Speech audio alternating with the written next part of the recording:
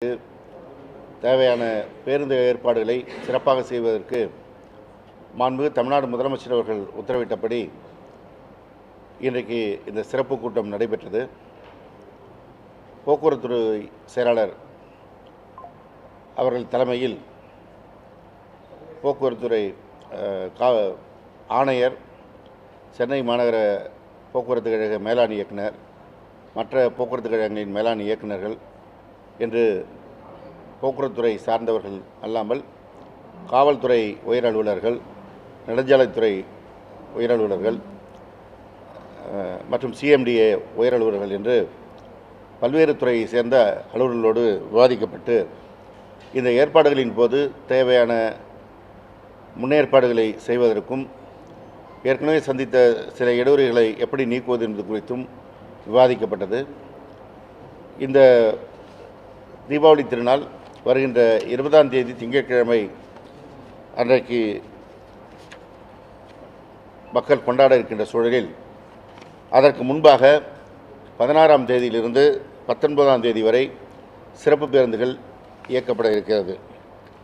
சென்னையிலிருந்து தினசரி இயக்கக்கூடிய 2092 பேருந்துகள் அல்லாமல் 5710 சிறப்பு பேருந்துகள் இயக்கப்பட இருக்கின்றன. இந்த வகையில் மொத்தம் 14268 பேருந்துகள் இயக்கப்பட இருக்கிறது. இதல்லாமல் பிற ஊர்களிலிருந்து இயக்கப்படுகின்ற 6110 சிறப்பு பேருந்துகளும் ஒட்டுமொத்தமாக சேர்த்து 20378 பேருந்துகள் இயக்கப்பட இருக்கின்றன. அதேபோல் தீபாவளி திருநாள் முடிந்த பிறகு பிற ஊர்களிலிருந்து சென்னை வருவதற்கு 21ஆம் தேதி முதல் 23 வரை தினசரி இயக்கக்கூடிய 2092 பேருந்துகளோடு சிறப்பு பேருந்துகளாக 4253 பேருந்துகள் இயக்கப்பட இருக்கிறது. இதல்லாமல் பிற முக்கிய ஊர்களிலிருந்து பல்வேறு ஊர்களுக்கு 4600 பேருந்துகள் இயக்கப்பட இருக்கிறது. எனவே அது ஒட்டுமொத்தமாக 15129 பேருந்துகள் இயக்கப்பட இருக்கிறது. இந்த பேருந்துகள் சென்னையிலிருந்து இயங்குவதற்கு 3 இடங்களிலிருந்து தற்காலிக அந்த பேருந்து நிலையங்கள் இயங்க இருக்கின்றன. கலைஞர் நூற்றாண்டு பேருந்து முனையம் கிளாம்பாக்கத்திலிருந்து புதுச்சேரி, கடலூர், சிதம்பரம், திருச்சி, மதுரை, தூத்துக்குடி, செங்கோட்டை, திருநெல்வேலி, சேலம், கோயம்புத்தூர், கும்பகோணம் மற்றும் தஞ்சாவூருக்கும் செல்லும் பேருந்துகள் இயக்கப்படும். கலைஞர் நூற்றாண்டு பேருந்து முனையத்தில் முன்புறம் இருக்கின்ற மாநகர பேருந்து நிலையத்திலிருந்து வந்தவாசி, போலூர் மற்றும் திருவண்ணாமலை மார்க்கமாக செல்லக்கூடிய பேருந்துகள் இயக்கப்படும். கோயம்பேட்டில் இருக்கின்ற டாக்டர் எம்ஜிஆர் பேருந்து நிலையத்திலிருந்து கிழக்கு கடற்கரை சாலை வழியாக செல்கின்ற பேருந்துகளும், காஞ்சிபுரம், வேலூர், பெங்களூர் மற்றும் திருத்தணி மார்க்கமாக செல்லும் பேருந்துகளும் இயக்கப்பட இருக்கிறது. மாதாவரம் புதிய பேருந்து நிலையத்திலிருந்து பொன்னேரி, ஊத்துக்கோட்டை வழியாக ஆந்திர மாநிலம் மார்க்கமாக செல்லும் பேருந்துகளும் மற்றும் ஏற்கனவே அங்கிருந்து வழக்கமாக இயக்கப்படுகின்ற திருச்சி, சேலம், கும்பகோணம் மற்றும் திருவண்ணாமலை தட பேருந்துகளும் இயக்கப்படும். இந்த பேருந்துகள் இயக்கப்படுவதற்கு முன்பதிவு மையங்களும் துவங்கப்பட்டிருக்கிறது. அதற்கு கலைஞர் நூற்றாண்டு பேருந்து முனையத்தில் 10 முன்பதிவு முனையங்களும், கோயம்பேடு டாக்டர் எம்ஜிஆர் பேருந்து நிலையத்திலிருந்து 2 முன்பதிவு மையங்களும் என மொத்தம் 12 முன்பதிவு மையங்கள் செயல்படுகின்றன. முன்பதிவு வசதி செய்து கொள்வதற்கு ஏதுவாக இணையதளத்தில் www.tnstc.in இணையதளத்திலும் TNSTC அஃபிஷியல் ஆப்பிலும் முன்பதிவு செய்து கொள்ளலாம். தீபாவளி பண்டிகை முடிந்த பிறகு இயக்கப்படுகின்ற அந்த பேருந்துகள் வருவதற்கும் முன்பதிவை செய்து கொள்ளலாம். ஏற்கனவே இதுவரை 2,03,758 பேர் முன்பதிவு செய்திருக்கின்றனர். கடந்த ஆண்டு இங்கிருந்து செல்வதற்கும் வருவதற்குமாக 3,01,000 பேர் முன்பதிவு செய்து பயணித்த நிலையில் இப்பொழுது தீபாவளிக்கு இன்னும் 14 நாட்கள் இருக்கின்ற நிலையிலேயே 2 லட்சம் பேர் முன்பதிவு செய்திருக்கின்ற நிலையில் இன்னும் கூடுதலாக முன்பதிவு செய்யக்கூடிய வாய்ப்பு இருப்பதாக எண்ணப்படுகிறது. அதற்கேற்ப பேருந்து தேவை என்றால் கூடுதலாகவும் இயக்கப்படும். இந்த பேருந்துகளெல்லாம் இயக்குகின்ற பொழுது அந்த பாதையிலே எந்த பிரச்சனையும் இல்லாமல் இருப்பதற்கு கார் மற்றும் இதர வாகனங்களில் செல்பவர்களுக்கு ஒரு வேண்டுகோள் வைக்கின்றோம்.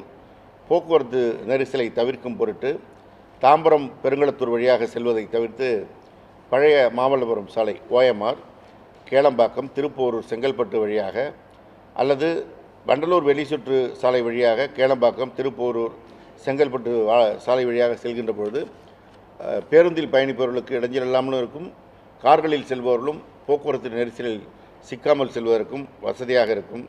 எனவே அதற்கு ஒத்துழைப்பு நல்குமாறு அவர்களிடத்தில் வேண்டப்படுகிறது. இந்த பேருந்துகளுடைய இயக்கம் குறித்து அறிந்து கொள்வதற்கு, இயக்கம் குறித்து புகார் தெரிவிப்பதற்கு ஏதுவாக தொலைபேசி எண் வழங்கப்படுகிறது. அந்த எண் 9440144436. இந்த எண்ணை எப்பொழுது வேண்டுமானாலும் 24x7 என்ற அளவில் எந்த நேரமும் தொடர்பு கொள்ளலாம். அதேபோல் ஆம்னி பேருந்துகளில் அதிக கட்டணம் வசூல் செய்தல் உள்ளிட்ட புகார்களுக்கு ஒரு டோல் ஃப்ரீ எண் கொடுக்கப்பட்டிருக்கிறது. அது 1804256151 இந்த எண். இதல்லாமல் 0424749002 மற்றொரு எண் 0042282804445 மற்றொரு எண் 04426281611 என்ற கட்டணமில்லா தொலைபேசி எண்களையும் பயன்படுத்திக் கொள்ளலாம். அதேபோல் கிளாம்பாக்கம் பேருந்து நிலையத்தில் நாள் முழுவதும் 24 மணி நேரம் இயங்குகின்ற கட்டுப்பாட்டு அறையும் அமைக்கப்படுகிறது. அங்கேயும் ஏதும் புகார் இருந்தால் தெரிவித்துக் கொள்ளலாம். இந்த பேருந்துகளை பயன்படுத்துவதற்கு வசதியாக பொதுமக்கள் சென்னை மாநகரத்தில் கோயம்பேடு டாக்டர் எம்ஜிஆர் பேருந்து நிலையத்திலிருந்து கிளாம்பாக்கம் கலைஞர் நூற்றாண்டு பேருந்து முனையத்திற்கும் மாதாவரம் புதிய பேருந்து முனையத்திற்கும் பயணம் செய்வதற்கு வசதியாக 24 மணி நேரமும் பேருந்து வசதி செய்து தரப்படும். எனவே இந்த பேருந்துகளை மிக சிறப்பான முறையில் பயன்படுத்தி தங்களுடைய பயணத்தை சிறப்பாக அமைத்துக் கொள்வதற்கு பொதுமக்களிடத்தில் வேண்டுகோள் வைக்கின்றோம்.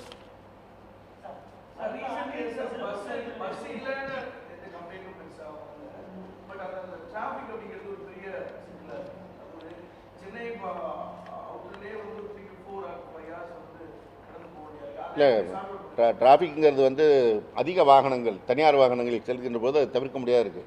உதாரணம் சொல்லணும்னா, நேற்றைக்கு 5 நாட்கள் விடுமுறை முடிந்து சென்னை வருகின்ற பொழுது நானே பரீட்சார்த்தமாக வந்தேன், காரில் வந்தேன்.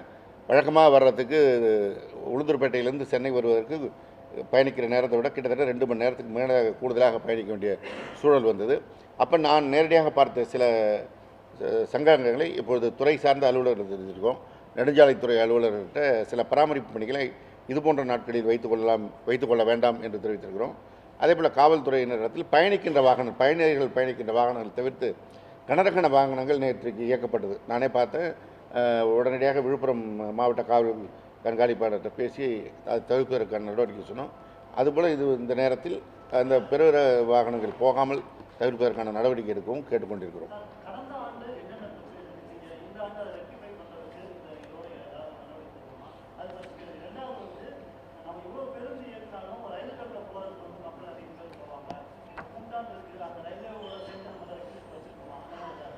இல்லை, இப்போ உங்களுக்கு இதில் கொடுத்துருக்கோம்.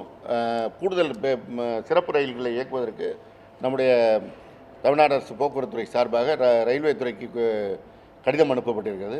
அவர்களும் அது குறித்த நடவடிக்கை எடுக்க இருக்கிறார்கள். எனவே அதன் மூலமாகவும் போக்குவரத்து நெரிசல் தவிர்க்கப்படும். இப்போ நான் சொன்ன மாதிரி நேற்று நான் நேரடியாக பார்த்த அனுபவம் போல கடந்த ஆண்டுகளில் நாங்கள் பார்த்த அனுபவங்கள், ஆம்னி பேருந்துகளை இயக்குகின்ற போது ஏற்படுகின்ற சங்கங்களை சமாளிப்பதற்கு போக்குவரத்து ஆணையர் அவர்கள் விரைவில் ஆம்னி பேருந்து உரிமையாளர்களை அழைத்து பேச இருக்கிறார்கள்.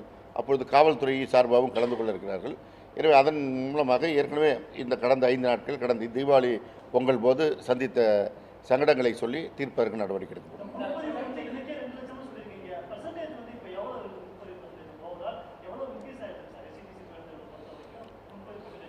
அதான் நாம் கடந்த ஆண்டு 3,01,000 பேர் முன்பதிவு செய்து பயணித்திருக்கிறார்கள். இங்கேருந்து சென்னையிலேருந்து போவதற்கும் வருவதற்குமாக. இப்போ இன்னும் 14 நாட்கள் இருக்கின்ற நிலையில் இதுவரைக்குமே 2 லட்சம் பேர் கடந்திருக்கிறாங்க.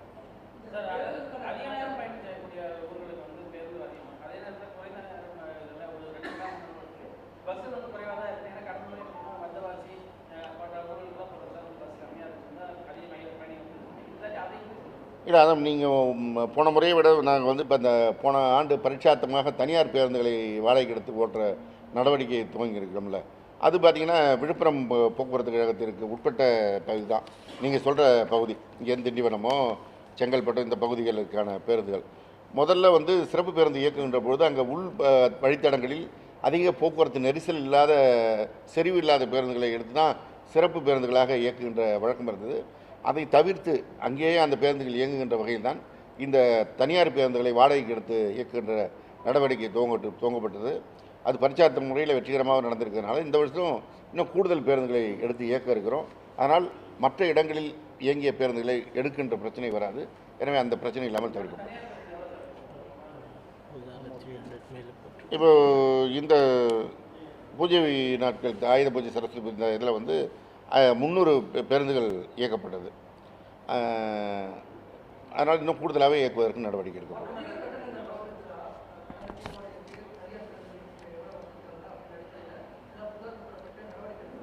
ஆம்னி பேருந்துகளில் நம்ம கடந்த 2-3 வருடமாகவே வந்து அந்த பிரச்சனை பெரிய அளவில் இல்லை. ஆனால் மற்ற நாட்களில் நாம் எதிர்பார்க்காமல் இருக்கிறப்ப திடீர்னு கூடுதலாக அதுவும் குறிப்பிட்ட 4-5 பேருந்துகள் தான் அந்த வேலையை செய்து கொண்டிருக்கிறார்கள். எனக்கே நேரடியாக புகார் வந்ததை அந்த ஆம்னி பேருந்து உரிமையாளர் சங்க தலைவருக்கு அனுப்பி அவரிடத்தில் பேசி அந்த கட்டணத்தை திரும்ப வழங்குவதற்கும் நடவடிக்கை எடுக்க சொல்லியிருக்கோம். அது இல்லாமல் போக்குவரத்து ஆணையர் அவர்கள் பல்வேறு குழுக்களை அமைத்து ஆய்வு செய்கின்ற நடவடிக்கையும் எடுக்கப்பட்டது.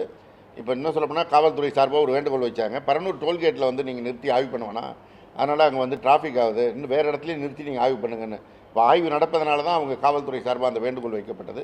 எனவே அந்த ஆய்வு என்பது தொடர்ந்து ஒவ்வொரு வருடமும் நடந்து கொண்டிருக்கிறது. நிச்சயமாக நடவடிக்கை எடுக்கப்படுகிறது.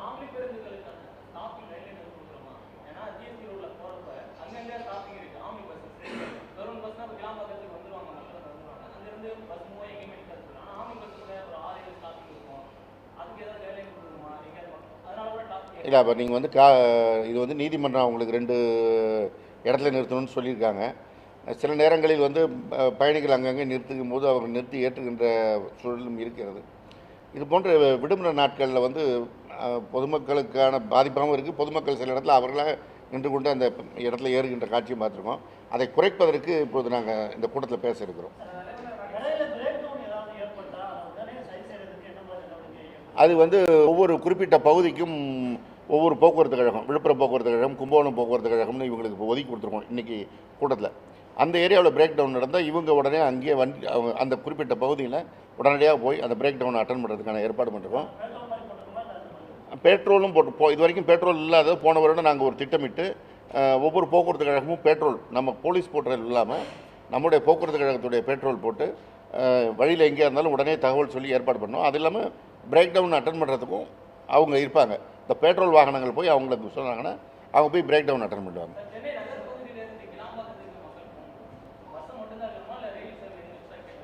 அதையும் கூடுதலாக கேட்டிருக்கோம். கும்தா மூலமாக வந்து அதையும் அந்த புறநகர ரயிலில் வந்து கூடுதல் சர்வீஸ் வேணுங்கிறதுக்கும் கேட்டிருக்கோம்.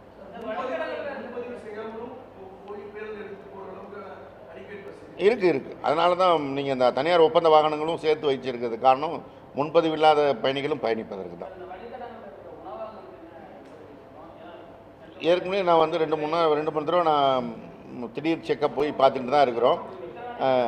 புகார் வர்ற இடங்களில் நம்முடைய துறை அலுவலர்களும் போய் செக்கப் பண்ணி பல கடைகள் மூடவே பட்டிருக்கிறது, முழுவதும் மூடப்பட்டு விட்டது. அது மாதிரி நடவடிக்கை எடுத்திருக்கோம். இது வந்து ஒரு தொடர் நடவடிக்கை தான். இந்த ஆம்னி பேருந்து கட்டண உயர்வு, இந்த வழியில் இருக்கின்ற உணவகங்கள், இவங்கெல்லாம் வந்து என்னென்னா ஒரு வருடம் தொழில் செய்கிறவங்க அடுத்த வருடம் போயிட்டு புது தொழில் செய்கிறவங்க வரலாம்.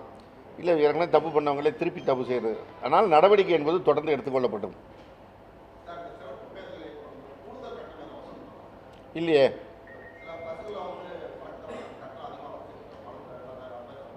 இல்லை அப்படி இருந்தால் நீங்கள் புகார் சொல்லுங்கள், நான் உடனே நடவடிக்கை எடுக்கிறேன்.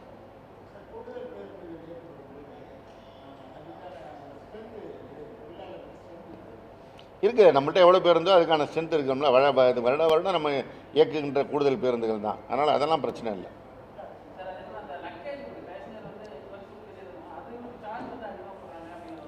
அது அவ்வப்போது சில வழித்தடங்களில் ஓரிரு கண்டக்டர் டிரைவர் செய்கின்ற தவறாக இருக்குது. அது பற்றி நான் புகார் வந்தால் உடனே நடவடிக்கை எடுக்கிறோம். அது புகார் தெரிவிப்பதற்கு நம்பர் கொடுக்கும்.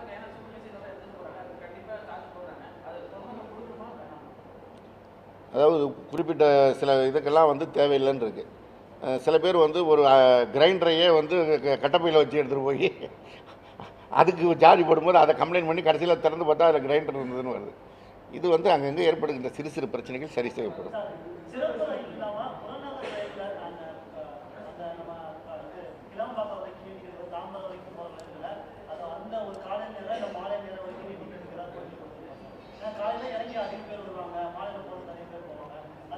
அதான் தீபாவளிக்கு இந்த சிறப்பு பேருந்துகள் இயக்கப்படுகின்ற காலங்களில் அவங்களையும் சிறப்பு ரயில் இயக்கணும்னு தான் கேட்டிருக்கோம். அவர் ஏதோ இல்லையே, கரெக்டாக தான் வந்துகிட்டு இருக்குன்னு தான் வரேன். நம்ம பேருந்தா சார், அது என்ன கேட்டுட்டு பார்த்து. பட்டாசுலாம் எடுத்துகிட்டே போகக்கூடாது, அது வந்து ஆபத்தானது. அவங்கள உடனே இறக்கி தான் விடணும், அதுக்கு மேலே. நன்றி. உடனுக்குடன் செய்திகளை தெரிந்து கொள்ள சன் நியூஸ் பெல் ஐகானை கிளிக் பண்ணுங்க.